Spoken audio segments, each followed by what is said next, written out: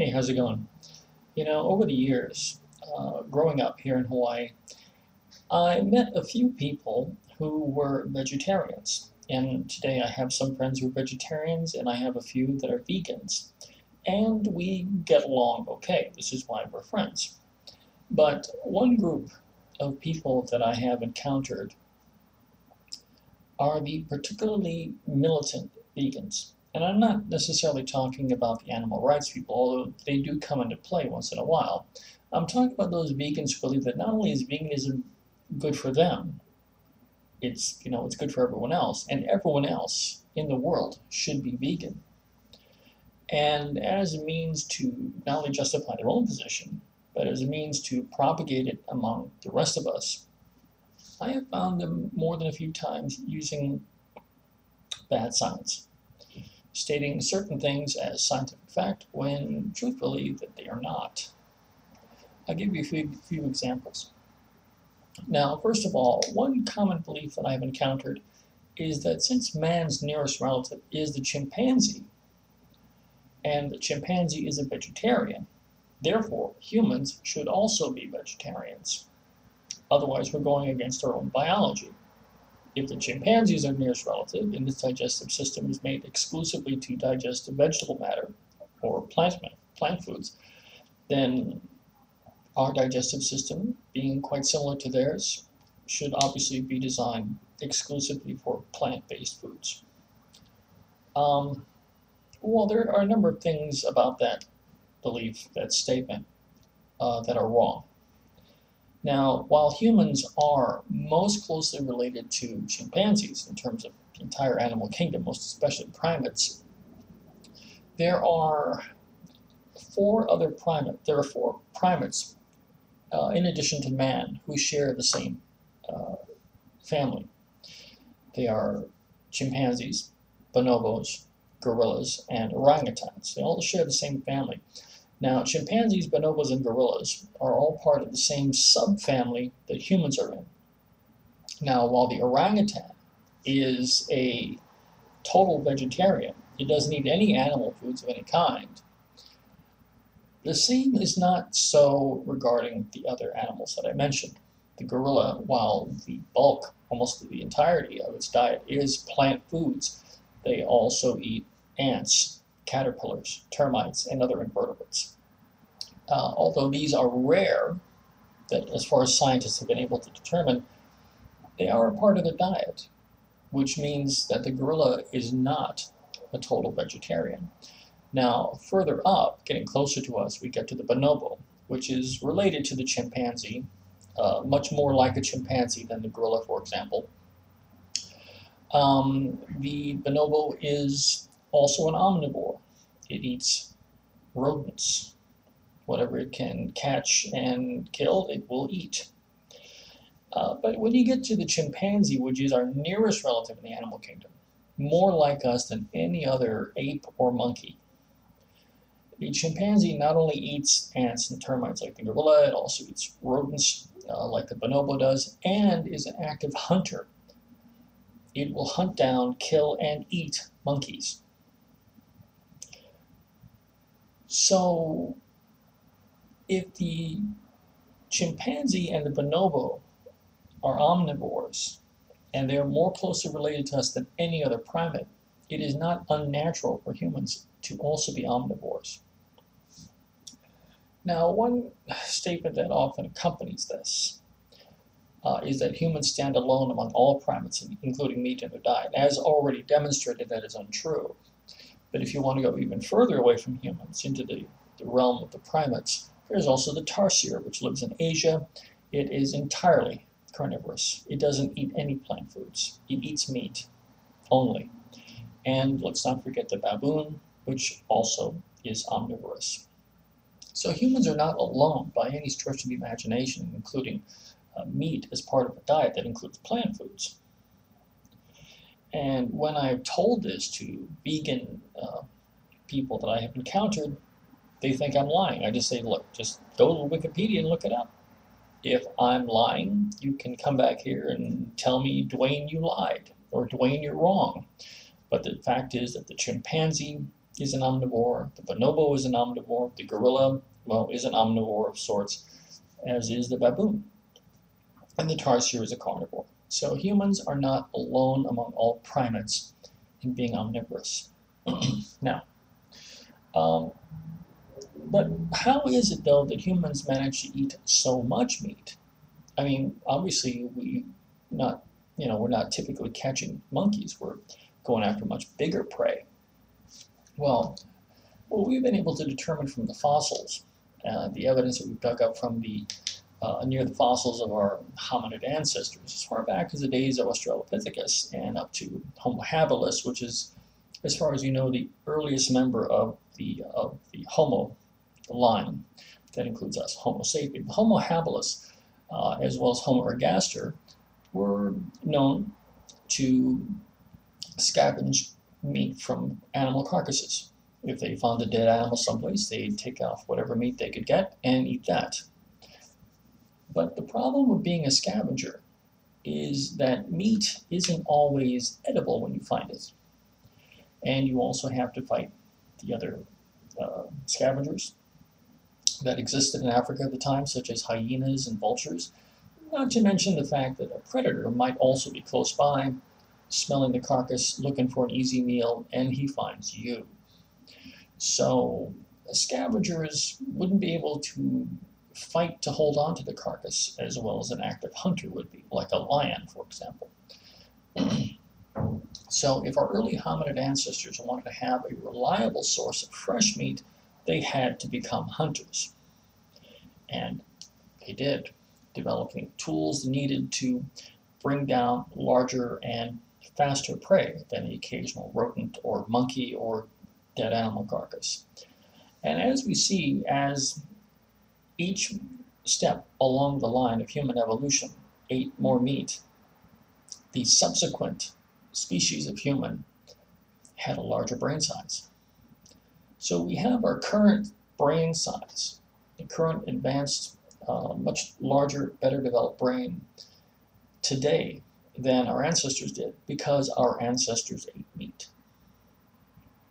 We had to develop a better brain to develop better tools and better weapons and to learn how to hunt down animals that didn't want to get caught. Okay.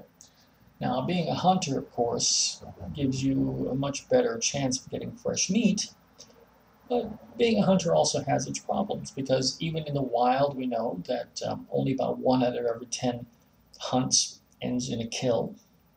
So 9 out of 10 times you're starving. The only way really to have a reliable source of meat is to domesticate your food animals, which is what humans did.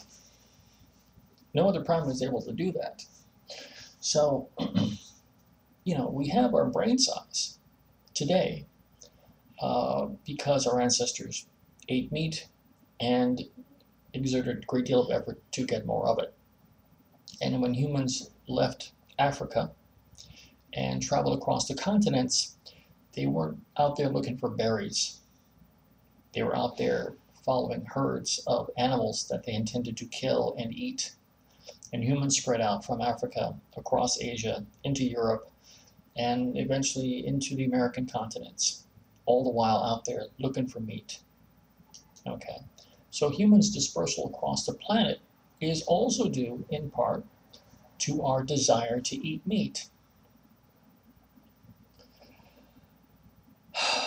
So it's not that eating meat has been overwhelmingly bad for humans, as some vegans have told me. If you consider the fact that we have a much better brain than our Australopithecine ancestors, that we are more mentally developed than any other species of animal in the world. Overall, I mean, some animals, of course, have advantages over us in certain small areas, but overall, humans run the planet, animal-wise. Now, people want to, at times, paint those who don't believe the way they do in the most negative terms. And one frequent statement that I have heard over and over again is that people today don't have to eat meat, but they do anyway because they're selfish. Right? They don't want to have a vegetarian diet because they enjoy the taste of dead animal flesh, and they want to have power over animals. Okay, that's like complete crap. Okay, first of all, there are a number of things that humans crave just on the basis of our biology. And we crave these things because in nature they are rare. And these three things are salt, fat, and sweet. So this is why in America, salty foods like potato chips and spam are very popular. People eat way too much of these things. Fat, cuts of meat with lots of fat on them, that sort of thing, as well as sweets, candy, sodas, all these things. These things appeal to our basic desire, something in the back of our brain, going back to our earliest days in Africa, where our instincts told us that when we found a source of salt, fat, or sweet, to eat as much of it as we possibly could, because we might not see it again for a long time, if ever. So when you find it, eat it all. Eat every last bit of it, and then move on. And so we really have a hard time controlling that urge. It's part of our animal nature. And we are animals. We are apes. We are monkeys. We're animals, all right? Let's face it. And an animal has a very difficult time overcoming its instincts, and that is what drives us to do these things. So the thing is that in countries where these things really are not available as much, they don't eat so much. And so they don't have these diseases of abundance like diabetes and cancer. They have other issues, things like diarrhea, for example, malnutrition, that sort of thing. But we're not eating meat because we're selfish. We're eating meat because our instincts are telling us to. Is eating too much meat bad for us? Well, for Homo sapiens, yeah. But remember, Homo sapiens are descendant from an earlier species of human, Homo heidelbergensis. And one part of Homo heidelbergensis, Heidelberg man, went up into Europe, evolved eventually into Neanderthal man. Neanderthal man's diet was just really different than Homo sapiens' diet. Well, Homo sapiens' diet might have like 20% meat at most. Maybe some people might have more. Some people might have less. But Homo neanderthalis' diet was about 75% meat or more. There were some plant foods they ate also, but the bulk of the Neanderthal diet was meat.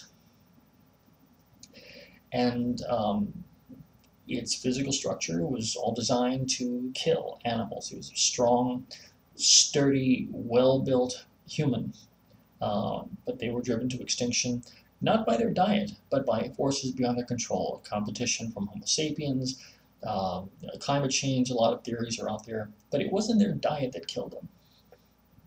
All right, and Homo neanderthalis, Neanderthal man had a range everywhere from Western Europe all the way into Ukraine, into Palestine. Homo neanderthalis was around for 600,000 years. They were not a failure as a species by any stretch of the imagination.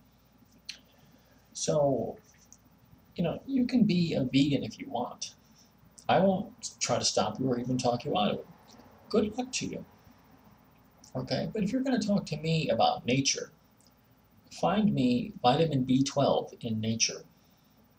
It doesn't exist anywhere except in animal-based foods.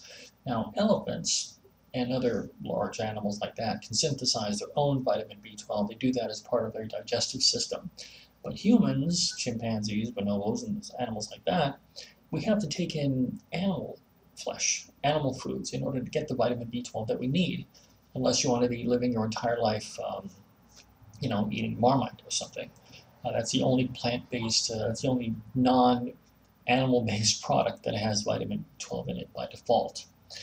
But you see, the thing is, when vegans want to talk about violating your nature, and they say, well, what about your vitamin B12? They say, well, I take supplements or eat fortified foods.